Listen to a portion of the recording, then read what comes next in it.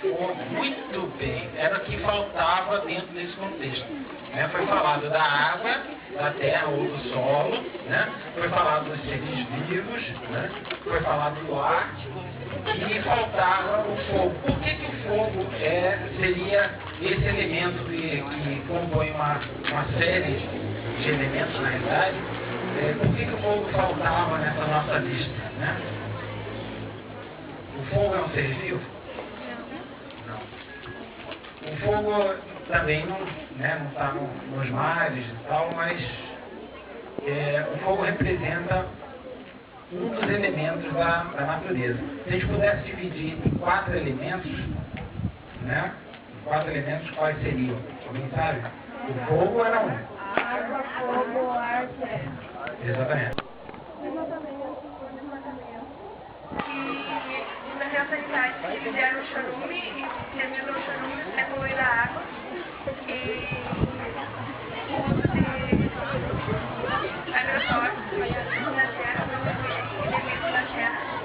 Também poluir a água de uma forma que devido ao tratamento prejudica a qualidade do ar. Tá, já, obrigado. Palmas, não.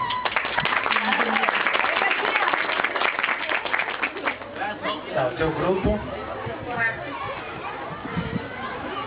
Quem foi comentado? Foi comentado sobre o orçamento. Ele vai diminuindo o ar bonito lá que nós humanos temos como ar. Aí por harmonia, vai lá e pensar, não pode só pensar em nós como todos vivemos. Porque não é só nós que respiramos, não é só nós que vivemos isso. O resto do ser humano vive. Ok, obrigado.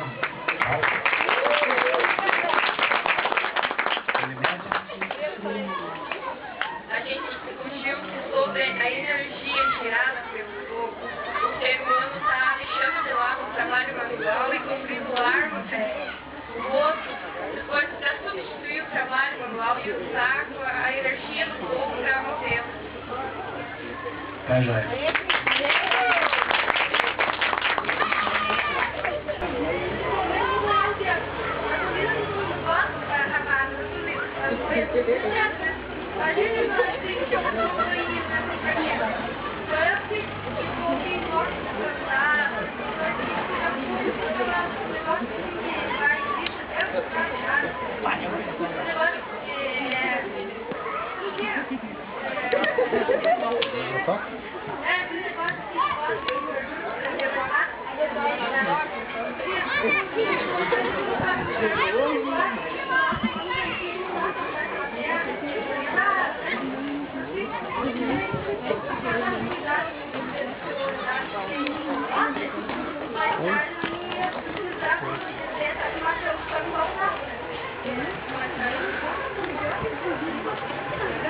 Ótimo.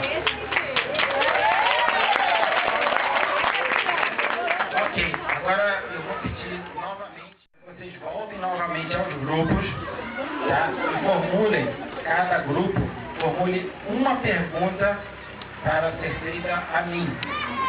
Então o grupo vai fazer uma pergunta referente aos problemas levantados pelo grupo sobre o seu elemento, tá?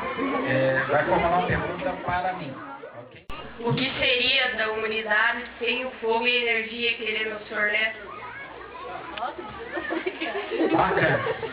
Assim, não, mas é interessante porque assim, se a gente quer entender a questão de como funciona o nosso planeta, entender para ser responsável e tomar decisões de maneira mais coerente, a gente tem que entender de onde vem a energia.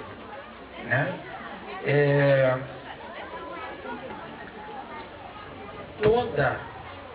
Por incrível que pareça, se é que você já não sabe dessa informação, mas toda energia que tem no planeta Terra, ela é proveniente de uma única fonte. A pessoa fala, mas tem a madeira, tem a hidrelétrica, tem o vento, tem, né?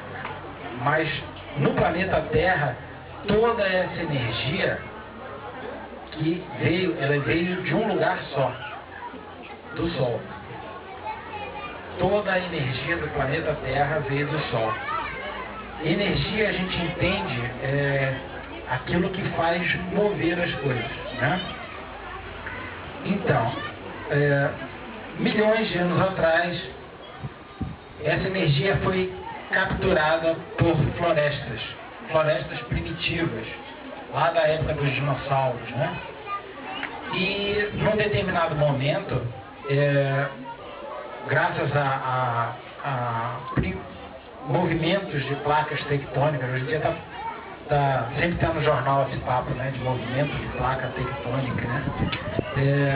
Então, terremotos e erupções vulcânicas vinham e cobriam grandes porções de florestas. Simplesmente cobriam. Ou a lava, né, ou um terremoto soterrava aquela parte de floresta.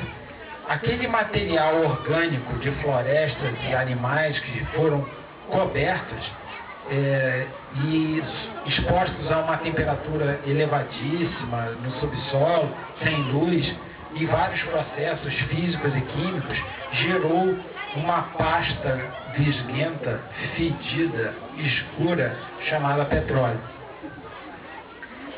Isso é uma forma de energia, né? A energia solar foi capturada pelas florestas e animais, que foi enterrada. Hoje em dia, o que acontece? O ser humano, após descobrir que o petróleo consegue ser tirado dele, vários derivados, e deles retirar a energia através da combustão, né, do fogo, e essa energia mover as coisas, máquinas, de energia hidrelétrica, né? Nos Estados Unidos, por exemplo, é proveniente de petróleo. Sabiam disso? Óleo diesel. Então, máquinas giram, né, um motor lá que gira um dínamo que gera energia elétrica para abastecer casas e indústrias. Então, essa matriz energética, como se chama, ela é uma matriz energética insustentável. A minha também está cortando. A gente ter uma relação mais harmônica com a questão da energia, a gente deve procurar o que se chama energia de ciclo, aquela que você pode capturar e devolver. Ter os lixos fora a reciclagem. Tá, muito bom. Primeiro, assim, a poluição do solo, ela é mais complexa, porque o solo, se a água é difícil de limpar, o solo é muito mais difícil, né? Porque, enfim, imagina você pegar 100 alqueires de uma lavoura em que foi contaminado com metal pesado e você tem que limpar 100 alqueires. Não tem processo fácil e barato para isso. Então é extremamente complexo, né? A gente viu a situação lá, por exemplo, recentemente lá no Japão, do acidente após terremoto, em que a terra, né, além da água, principalmente o solo, foi contaminado por radioatividade, né? Para limpar isso, 1000 anos, 10.000 anos, 100.000 anos, muito caro e muito complexo. Não é tão fácil de resolver. Agora, tem maneiras de você evitar a poluição. Uma delas é a questão do aterro sanitário, como você falou. O aterro sanitário, primeiro a gente volta lá na questão do lixo. Lixo só gera ser humano. Na natureza, numa floresta nativa, uma folha que cai é reaproveitada. Nada sobra na natureza. Quem gera lixo é ser humano. É aquela questão de decisão. A gente foi capaz, no caminhar do processo civilizatório, a gente foi capaz de criar produtos que a natureza não consegue assimilar com facilidade. Diferente de uma folha, uma sacola plástica leva muito tempo na natureza sem se desmanchar. Bom, eu trabalho, como foi falado, no município de Candói, e a gente tem um aterro sanitário lá que já tem mais de 10 anos, e a gente fez uma sondagem na primeira vala aberta do aterro sanitário e a gente constatou sacolas plásticas com lixo doméstico fechadas ainda. Nem rasgada não estava. Com mais de 10 anos. Então, você vê, vai ter gente aqui que vai ficar velhinho e vai ter material ainda sem decompor no aterro sanitário. A questão toda é assim, repensar. Através do processo de decisão e de consciência, e por isso aí já vem parte da conclusão da minha fala. Estudem. Estudem mesmo. Porque esse nosso mundo precisa de conserto. É importante ter responsabilidade no que a gente está fazendo. Para ter responsabilidade, a gente tem que ter consciência. Para ter consciência, tem que ter informação. E essa é uma informação importante. Essa que eu acabei de dizer para vocês. Em 10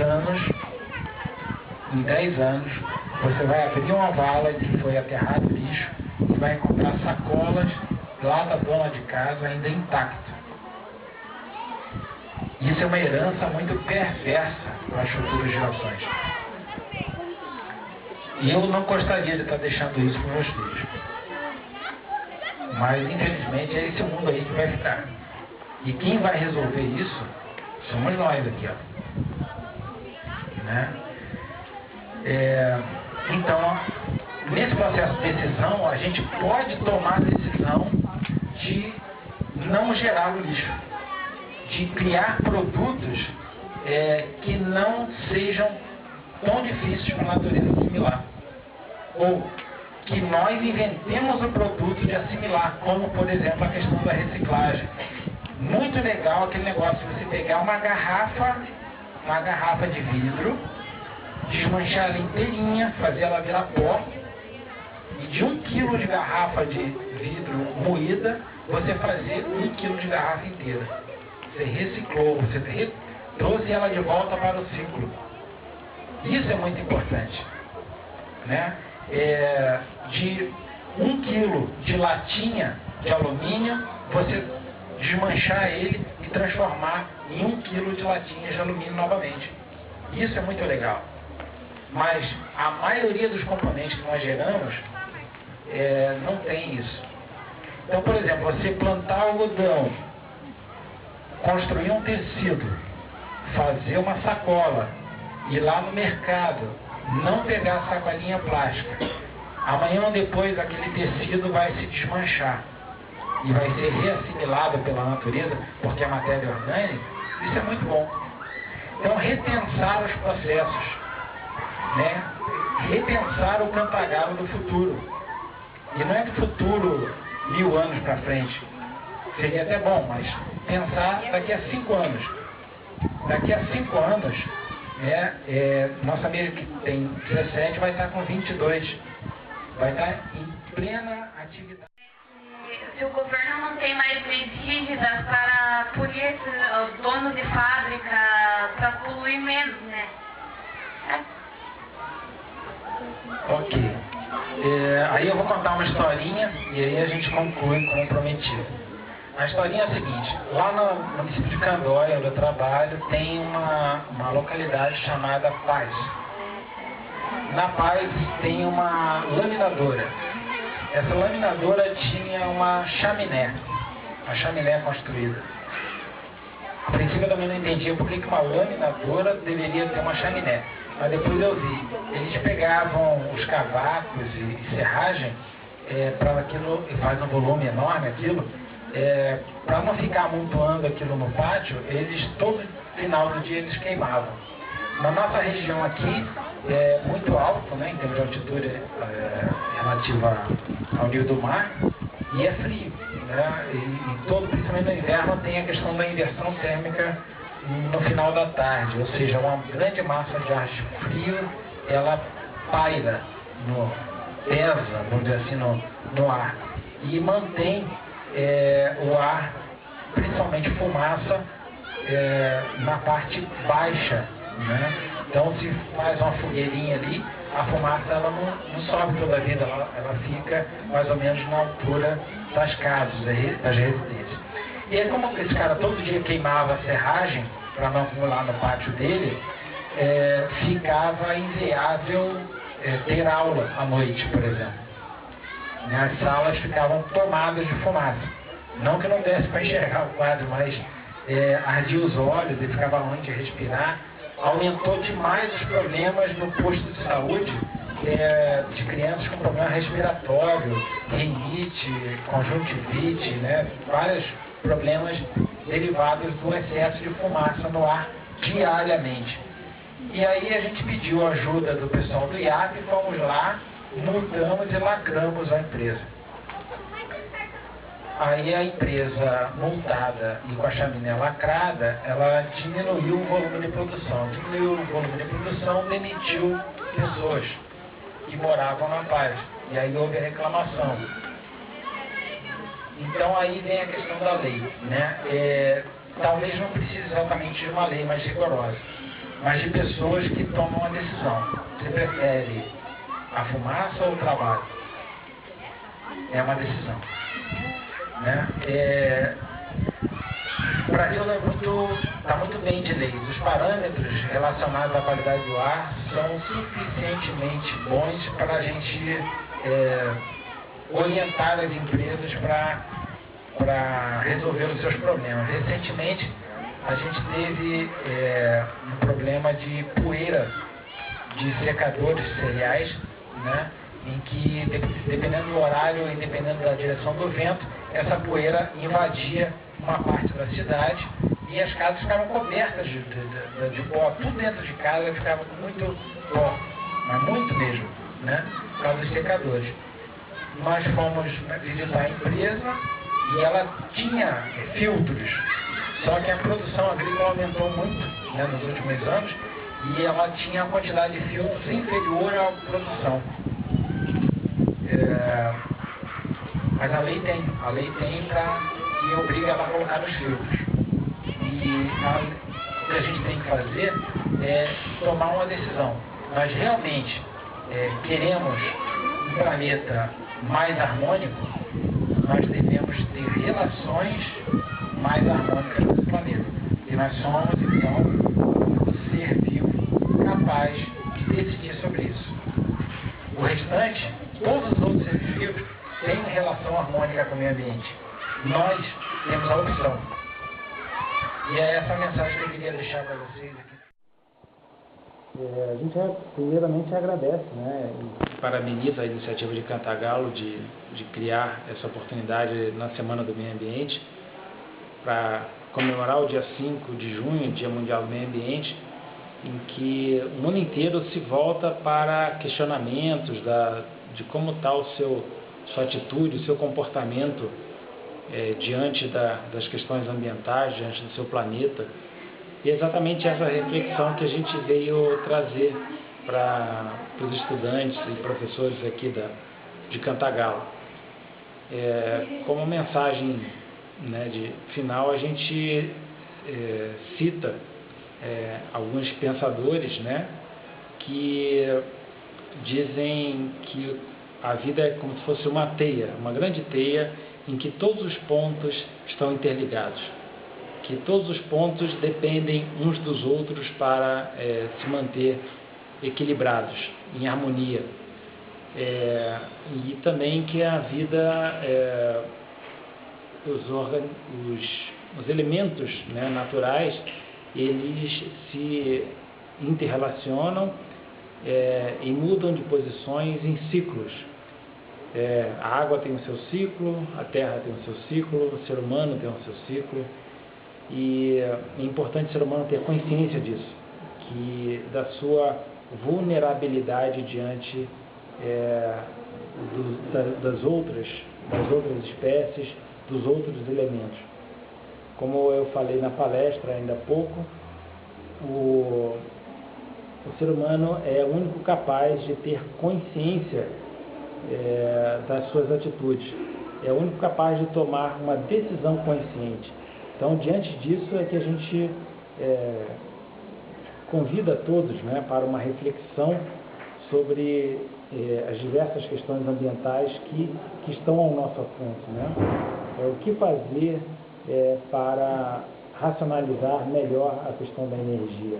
O que fazer com os resíduos que nós geramos em geral? O que fazer com os nossos efluentes, né, os componentes líquidos que as nossas cidades, as nossas indústrias produzem? Como tratar a questão da água? Como cuidar do nosso ar, das nossas florestas? Como entender o ser humano nesse contexto? Como planejar nossas cidades? Como planejar a nossa casa? O que podemos fazer hoje para melhorar o planeta para as futuras gerações?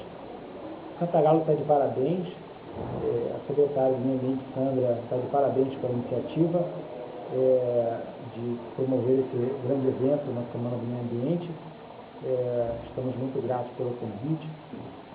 E Cantagalo vem, de alguma forma, também se tornando referência para nós. Aprendemos sempre muito com os exemplos de Cantagalo.